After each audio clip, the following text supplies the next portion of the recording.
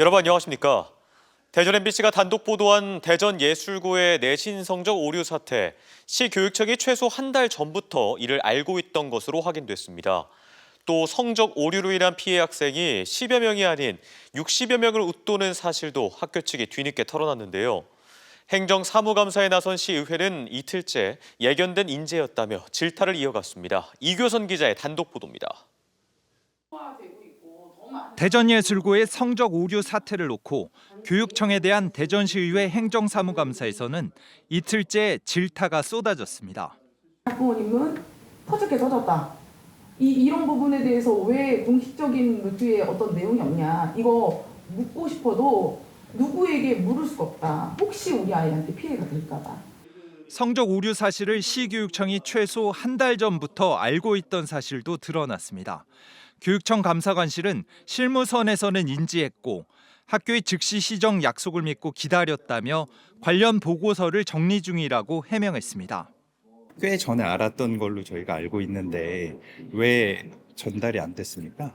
찬조금 모금에 대한 적정성에 대해서 조사를 하고 있었는데 순차적으로 이제 제보가 와서 이 건에 대해서는 최근에 또 학생들의 지원 대학에 수정 자료를 모두 보내 반영토록 하는 등 불이익이 없도록 최선을 다했다고 밝혔습니다.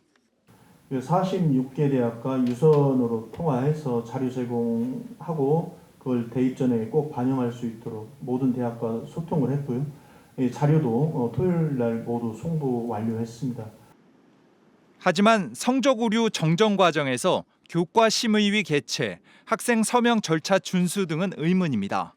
또 비슷한 선례가 다른 학교에서 있었던 만큼 내신 성적 입력 체계 전반에 예견된 인재라는 질타도 나왔습니다.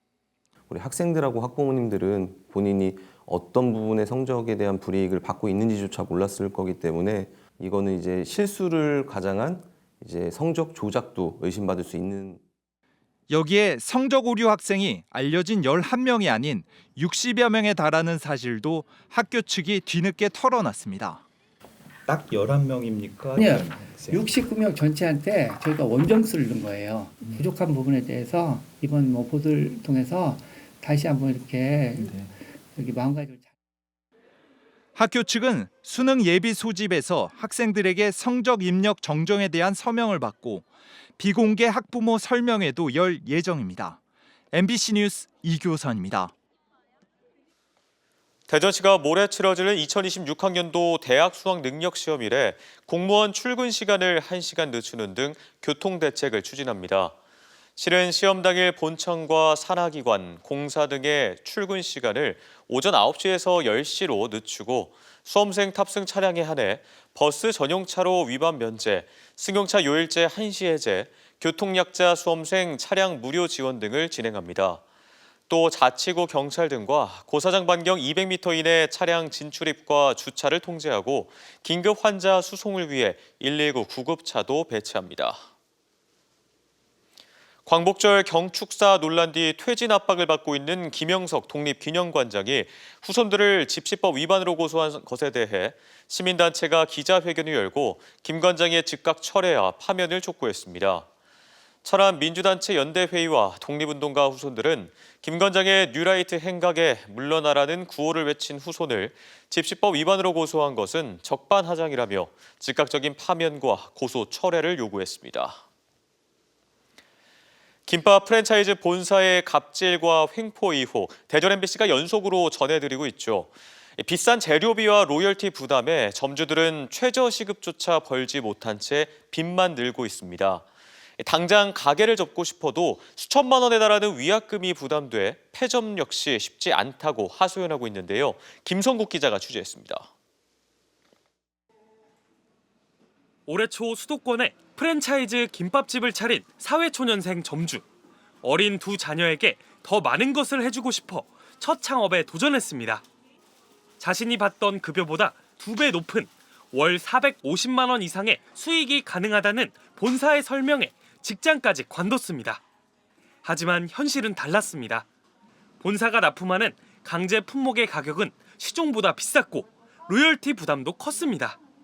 직원 월급조차 감당할 수 없어 인력을 줄이고 가족들이 나와 일손을 보탰지만 수익은 최저시급에도 못 미쳤습니다. 두 달째부터 한 200만 원씩 조금씩 이렇게 마이너스가 나더니 불과 두 달 전에는 거의 인건비, 4대 보험비 해서 900만 원 정도가 마이너스가 났거든요. 불어난 빚은 어느새 1억 원을 넘었지만 폐업조차 쉽지 않습니다. 계약을 중도 해지하면 월 매출 3%에 남은 개월수를 곱한 만큼 위약금을 내야 해 금액만 수천만 원에 달하기 때문입니다. 솔직히 그냥 폐점하고 싶은데 폐점을 하게 되면 원상복구를 일단 해야 되고 이제 빚도 안 나와요, 저한테. 실제 충청권의 한 점포는 위약금 1,000여만 원을 감수하고 폐업했습니다. 하지만 대부분 위약금 부담 때문에 꼼짝없이 버티고 있습니다. 한국공정거래조정원에 접수된 가맹사업 분쟁 중 계약 중도 해지에 관한 과도한 위약금 청구 관련 행위가 전체의 24%로 가장 많았습니다. 전문가들은 본사가 강제 품목으로 이윤을 내는 프랜차이즈의 이른바 차액 가맹금 구조가 근본적인 문제라고 지적합니다. 미국 프랜차이즈의 경우 거의 대부분 유통 마진을 최소화하고 로열티만을 수취하는 방식을 채택하고 있어서 가맹점 매출이 잘 나와야만 본사도 수익성이 좋아지는 선순환 구조로 운영되고 있습니다. 재료비 폭리와 가격 강제 동결 등 논란이 커지자 해당 본사는 가격 인상 가능성을 언급하며 점주들을 상대로 설문에 들어갔습니다. 하지만 의혹에 대한 명확한 해명 없이 가맹점주협의회에 문제 제기를 허위 주장이라며 법적 대응을 예고해 또다시 논란을 낳고 있습니다. MBC 뉴스 김성국입니다. 최근 우리나라를 찾은 엔비디아 젠슨 황 CEO가 최신 GPU 26만 장을 공급하기로 하면서 인공지능 AI 산업에 대한 관심은 더 늘었는데요. 충남도가 지역 산업은 물론 농축수산 그리고 공공 분야 등 사실상 모든 분야에서 AI 생태계를 조성하겠다며 AI 대전환을 선언했습니다. 최기훈 기자입니다. 천안이 한 기능성 화장품 제조업체. 설립된 지 20년이 넘은 이 기업은 최근 AI를 도입해 생산성을 끌어올렸습니다. 포장 공정에서 발생할 수 있는 불량을 잡기 위해 학습 기능과 결합한 인공지능 검사 서비스를 도입한 겁니다. 그 결과 불량률은 5%에서 2%대로 떨어졌고 동시에 생산성은 7% 가까이 끌어올렸습니다. 분석된 내용을 바탕으로 해서 제조 현장에서 빠르게 의사결정할 수 있는 부분이 크게 개선된 부분입니다. 노후화된 공장이 많은 충남의 경우 제조업 경쟁력 확보를 위해 최근 AI 기술이 실험적으로 도입되고 있습니다. 생산성 제고와 노동력 부족 현상을 해결하기 위해서 AI가 도입되어 있습니다.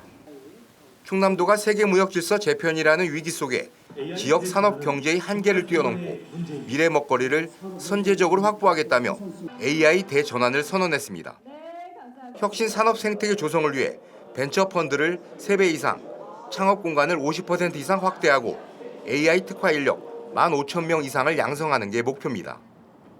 제조 공정에서 AI 활용률 40% 달성을 목표로 연구개발 등 기업 맞춤형 지원에 나서며 농수축산 분야와 융복합 바이오 산업에도 접목한다는 계획입니다. 제조업의 경쟁력을 강화하고 또 AI 기반 공공 서비스를 통해서 도민들의 일상을 더욱 편리하고 안전하게 만들겠습니다. 충남도는 기업과 대학, 연구기관 관계자 등으로 AI 특위를 구성했으며 구체적인 전략과 세부 사업들을 내년 초 내놓기로 했습니다. MBC 뉴스 최규입니다. 국립치의학연구원 설립과 관련해 전국 공모 사업으로의 전환 요구가 거센 가운데 김태훈 충남지사가 대선 공약인 만큼 공모 불가 입장을 공식적으로 밝혔습니다. 김 지사는 천안에서 가진 기자간담회에서 윤석열 전 대통령이 대선 당시 천안 설립을 공약했던 만큼 공모를 하는 것은 약속 위반이며 이런 점을 정부와 대통령께 강하게 요청할 것이라고 강조했습니다. 충남도는 정부의 연구원 설립을 위한 연구 용역 결과를 토대로 천안 설립이 차질 없이 추진될 수 있도록 관계 부처와도 긴밀히 협력한다는 계획입니다. 지난 2005년 한화그룹과 대전 MBC가 시작한 한빛대상이 올해로 21번째를 맞았습니다. 올해도 우리 사회 다양한 분야를 이끌어가는 숨은 영웅들이 수상의 영예를 안았는데요. 문화 예술부터 과학기술, 교육까지 한 줄기 빛처럼 지역의 희망을 선사한 수상자들을 고병권 기자가 소개합니다. 만나는 사람들의 이름을 아름다운 꽃 그림으로 풀어낸 이름 꽃 선물로 유명한 박석신 화백. 개인 창작 활동을 넘어 병원이나 복지시설, 교육 현장까지 예술을 통한 위로와 치유의 힘을 나누는 예술가입니다. 저는 많은 사람들의 가슴에 그려지는 감동을 표현하고 싶어요. 그래서 자꾸 만나고 있거든요. 여기 이름꽃 미술관에서 그런 감동을 함께 그리는 40년 초등교사 재직 경험을 바탕으로 대전 평생교육진흥원 강사로 활동 중인 성수자 강사. 장애 학생을 위한 병원 학교와 구도심의 중학교 설립을 추진하는 등 지역의 교육 환경 개선에 앞장서 왔습니다.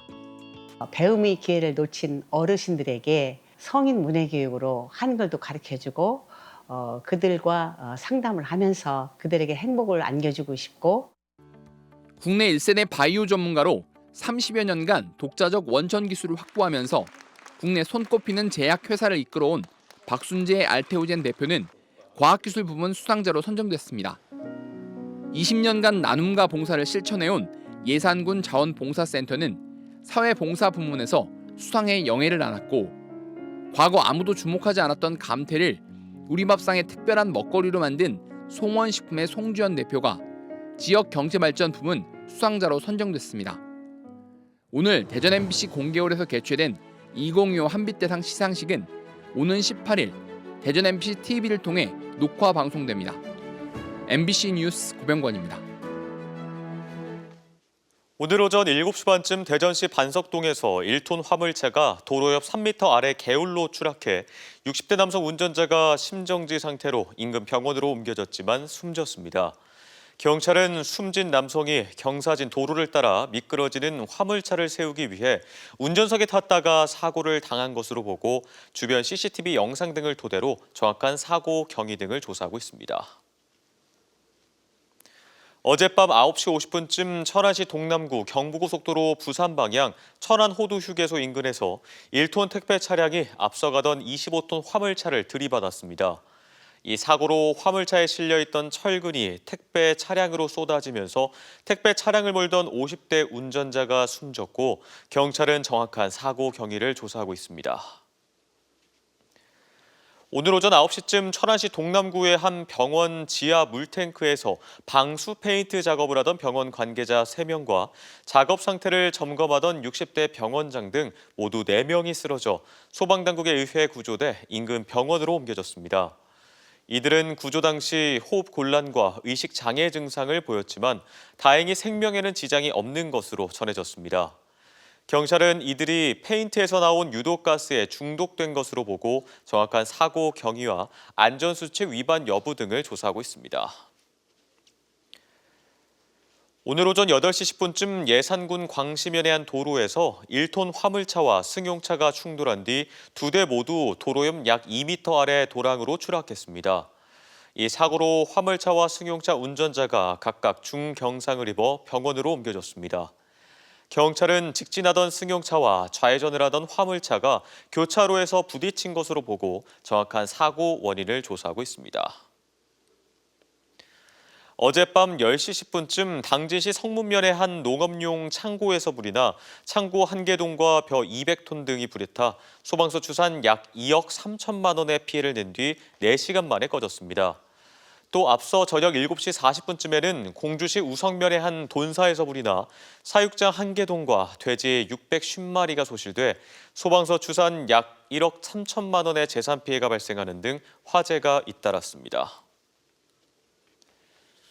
김이 누렇게 변하는 황백화 현상이 충남 서해에서 이례적으로 일찍 발생하면서 서천군 물김 양식장마다 비상이 걸렸습니다. 서천군에 따르면 총 3,331헥타르 해역에 약 6만 채의 김 양식장을 설치해 본격 출하를 준비하던 중 비인면과 서면 등에서 때이른 황백화 현상이 확인됐습니다. 이 황백화는 질소 등 영양염 농도가 생육에 필요한 수준보다 낮을 때 나타나는데 올해 가을까지 이어진 고수온과 장마로 영양염 결핍이 가중된 것이 원인으로 꼽힙니다. 대전고법 제3형사부가 부산 북항 재개발 사업부지 취득을 돕겠다며 부동산 개발업자에게 수천만 원을 받은 혐의로 기소된 국토교통부 공무원에게 1심보다 무거운 징역 5년에 추징금 7,800여만 원을 선고했습니다. 재개발 사업을 추진한 해양수산부 공무원과 개발업자도 1심의 무죄가 항소심에서 뒤집혀 각각 징역형 집행유예를 선고받았습니다. 재판부는 금품 제공자인 개발업자의 뇌물 제공 관련 진술이 일관되고 합리적이라고 판시했습니다. 지금까지 대전, 세종, 충남 소식이었습니다. 고맙습니다.